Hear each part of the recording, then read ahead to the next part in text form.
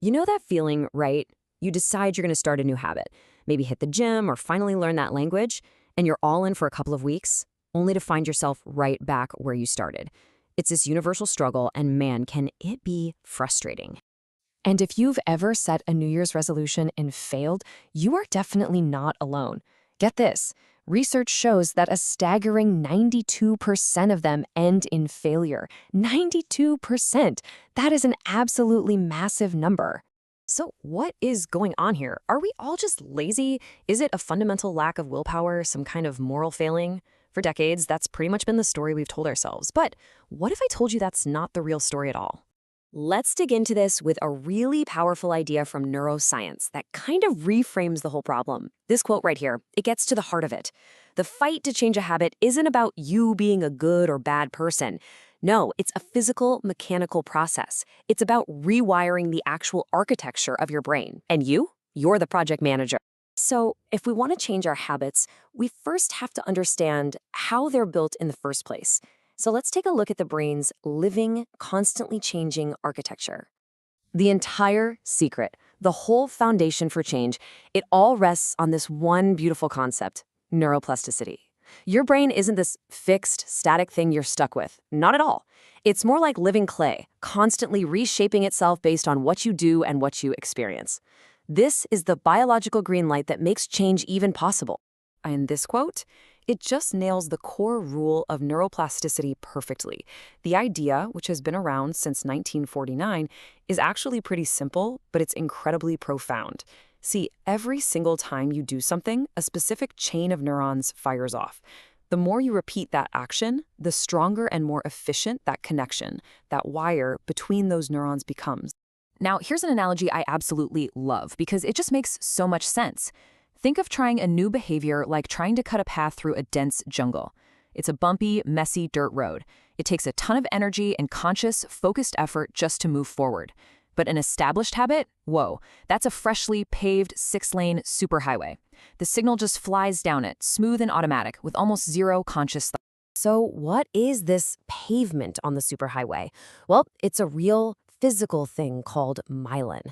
As you can see here, every time you repeat an action, your brain wraps more and more layers of this fatty insulation around that neural pathway. And with enough of this myelin, the signal can travel up to 100 times faster. That incredible speed is what makes a habit feel so automatic, so effortless. Okay, so that's the theory. And it sounds cool, right? But can we actually see this process happening inside our own heads? Let's take a look inside the habitual brain and see what this conflict really looks like. We've all been there, that internal tug of war. You know you should go to the gym, but your brain is just screaming to stay on the couch and watch another episode. What does that fight actually look like on a biological level? Well, thanks to some pretty amazing tech called fMRI, scientists can literally watch this conflict happen in real time.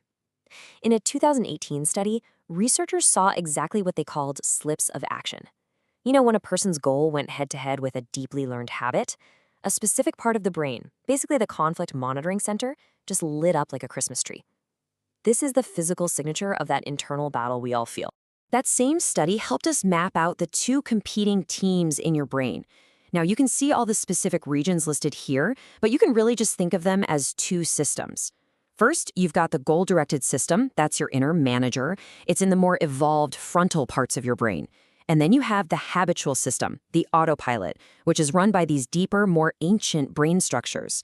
The battle for control between these two systems is what determines if your new goal wins or if your old habit takes over. And it gets even cooler. If fMRI shows us the battle happening in real time, another technique called DTI shows us the battlefield itself. DTI lets scientists actually see the pavement we talked about, the literal white matter that forms those neural superhighways. They can physically measure how a pathway gets stronger and more efficient as a habit is built, giving us stone-cold proof that you are physically changing the structure of your brain. Okay, this is amazing. We know our brains are physically rewiring themselves. We've seen the evidence. So the big question is, how do we, as the managers, actually use this knowledge to our advantage? This brings us to a really practical solution, building with microhabits. So here it is, the key takeaway from all that science. Stop trying to win a battle of willpower against your brain's basic programming. It's exhausting, and you're probably going to lose.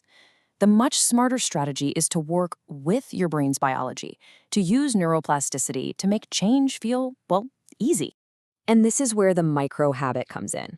And listen, this isn't just some cutesy life hack. It's a strategy that's deeply rooted in neuroscience. A micro habit is just an action that is so small, I'm talking doing one push-up or reading one single page of a book, that it takes almost no mental effort. It's so easy that your brain doesn't even see it as a threat or a big energy expense, which lets you sneak right past that initial resistance. And a really brilliant way to put this into practice is something called habit stacking. All you do is take an existing superhighway, like your morning coffee routine, which is already totally automatic, and you build a tiny new on-ramp to it. So by doing your 2 push-ups the second you hit brew, that old habit becomes the trigger for the new one. You're basically hijacking the power of an established pathway to help build a brand new one.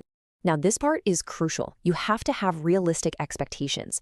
The first few weeks, that's the cognitive phase. It feels hard because you're blazing that new trail in the jungle. Then you hit the middle part, the associative phase. This is where most people quit because it feels inconsistent. Some days are good, some are bad. But look closer.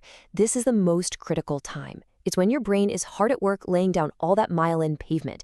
If you can just push through this messy middle, you finally get to the autonomous phase, where the habit becomes genuinely effortless. So how long does this whole process really take? Well, while that messy middle phase can feel like it lasts forever, research from University College London gives us an average. It takes about 66 days for a new behavior to become automatic. But the range is huge. It all depends on the habit. The real takeaway isn't some magic number. It's understanding that consistency over time is what actually builds the superhighway. Okay, so let's bring this all home. If you take just one thing away from our time together, let it be this. Real, lasting change is almost never about some single heroic leap of willpower. That all-or-nothing mindset is exactly what leads to that 92% failure rate. Instead, it's built one tiny, consistent brick at a time. Each small, repeated action is another layer of myelin, another bit of pavement strengthening that neural connection. You're not just changing your behavior on the surface. You are literally rebuilding a part of your brain. And what that really means is that the power to change isn't some abstract quality you either have or you don't. It's a constructive process that starts with a single small action. So the only question left is this: what is the first brick you're going to lay today?